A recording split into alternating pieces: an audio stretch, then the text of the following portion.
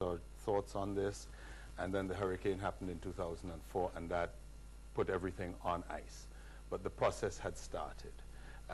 We got in touch with a developer out of Trinidad, someone who had more experience in us than this, who knew the players, put the game together. But we then got back into the game after the hurricane somewhere in 2005, and at that point basically had been in touch with the government and were attempting to deliver the project for World Cup. That of course has proven to be quite unrealistic. We tried to move ahead. We even got to the stage of trying to get the construction started in time for World Cup to capitalize on the visitor inflows. For various reasons that hasn't happened. There was one condition that we insisted on with the developer, and that was that we would use available regional local skills, but that we would want a local contractor involved. There appeared to have been really only one. We did not do a bidding process. We went to the local contractor. The way the thing is done is that you conceptualize it. We got architect Ian Morrison out of Barbados to draw the plan after having surveys, elevations, etc. Then we got the engineers and the quantity surveyors involved, and then we went basically to a contractor. At that point in time, we had an idea from the quantity surveyor what the project would cost out at, and the marketing materials and the marketing stuff began. We produced the lifestyle brochures, things like that tell you all about Grenada. We produced expensive glossies on the whole project, the floors, the plans, the whole lot. All of this guided by a quantities surveyor using Grenadian rates, Grenadian labor, Grenadian steel, all of this.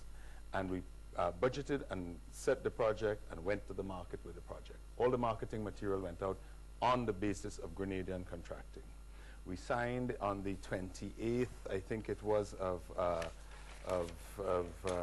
December 2006, a letter of intent between Valmiki Kempadu and the president of a local contracting firm. Valmiki Kempadu of Terraforma Developments was our developer. That letter of intent basically said what we hoped to achieve, how we would achieve it, and we agreed on terms to enter into a design, build, maximum guaranteed price contract with various terms that are contracting terms. And the plan was to move ahead. We began with a launch, and on January the 18th, we actually paid a pre-contract mobilization fee to the local contractor. Substantial sum of money, in fact, $202,000 US. Did that local contractor expect to be building the project? It would be fair to say that the contractor would have anticipated building the project, as would all of us, on the basis of a quantity surveyor's bill of quantities and an estimated average price, give or take, variable. So he was not part of a bidding process. He was just selected. He was selected because the decision was twofold. One, a local contractor would be involved. Two, who was the local contractor that probably had the experience and had the capacity to build a project of this magnitude. Perhaps this person is the only one in the marketplace, probably. Local here, yes. There would be perhaps others, but we figured we went one particular route. Let's jump forward a little bit because we have very little time. Yeah, November 12th, you signed a major contract. On November 12th, we signed a contract, yes. With a Chinese contracting firm? With an international contracting firm. International contracting firm, that is better. That is correct. And they are going to provide all labor involved? No, there will be a significant component of Grenadians involved. That is part of the contract. That is a prerequisite. So Grenadians will be involved in the construction of Grand Harbour in various aspects of it. There will be some subcontracting, and Grenadians will be involved. So as part of the arrangement with this international contracting firm, they have to hire a percentage of local labor? Yes, is that is part of our deal. That is absolutely part of our deal. What percentage of local labor? Percentages I don't know, but I estimate anything up to almost 50%. There will be about 100 Grenadians employed on the project. In addition to that, right now if you go to Egmont or not Grand Harbour, specifically Grand Harbour, at Egmont, there probably are at least another 100 Grenadians employed there as a direct result of our activities. And there have been hundreds of Grenadians involved at Egmont.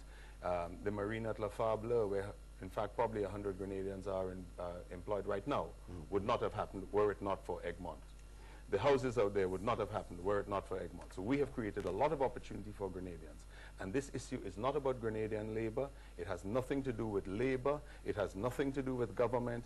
It has all to do with a disagreement on costing and pricing between two private entities. And as I've said before, this is a matter between two private companies that has gone to the public forum. There are some contractual arrangements. We intend to honor all of our contractual arrangements. There are penalty fees for my fastness for going to this local contractor. We have to pay 2 sets of penalties, a total of $180,000 US for saying, no, sir, we cannot proceed with the project. That's 400,000 ECs, which I'm eager to pay at this point in time to finalize our business. All right. As you say, this matter has been in the public domain for a while. There was a press conference from Grand Harbour. You said at some point, I believe I heard, that you're saving. I said saving quite a bit of money, but you say that is a fallacy. You're bringing it back. No. That is a fallacy, and I'm not accrediting it to you because the news have reported that we are saving money. We are not saving money. We have brought the project back on budget. I don't know, quite honestly, and I credit the Chinese. They have a 5,000-year culture. I don't think that they're going to come here and underbid. They're smarter than that. They know what the rates are. Every quantity surveyor in the region knows what the rates are. Trinidad, Grenada, Barbados, St. Vincent, they know what it is. Having said that, do you believe that they have certain advantages so that they can probably bid lower than a local company? They would have certain advantages of cultural advantages, a discipline. How about cost? Cost advantages, the companies themselves, perhaps their labor costs will be cheaper. The Chinese state provides the NIS or whatever for the Chinese. I don't know what the arrangements are. But certainly the cost to me, and my business is really me. So as a private developer, you're looking for the cheapest way to do what you have to do? No, I'm not. I am looking for the most reasonable, cost-effective way to achieve within budget, because the budget was set using Grenadian labor rates. Do you know if this contractor, this seems to be a mystery, is paying NIS in Grenada? I wouldn't have a clue. Neither would I know if the local contractor is paying NIS. I wouldn't have a clue. I pay the contractor it's by amazing check, that nobody knows, and that's it. But it will take one telephone call to the NIS to find out. Madonna, I haven't asked them. The local contractors, they do pay NIS. I know of that. Having heard what Andrew said, is that talking a bit about a formal protocol? If he says that a certain percentage of workers would be local, is that the kind of thing that we want guaranteed? We want it guaranteed. And my concern is that I'm not sure, because if the Labor Department is supposed to issue work permits for certain persons, and they are doing it fairly, the way they have to do it based on the law, based on if you cannot get the skill in the country, therefore you have to look elsewhere, and that is offered. So I am not sure. Suppose you sign an agreement with this international company, and you still cannot get work permits for certain persons you may want on the project. What do you think would happen? With the company? Yeah.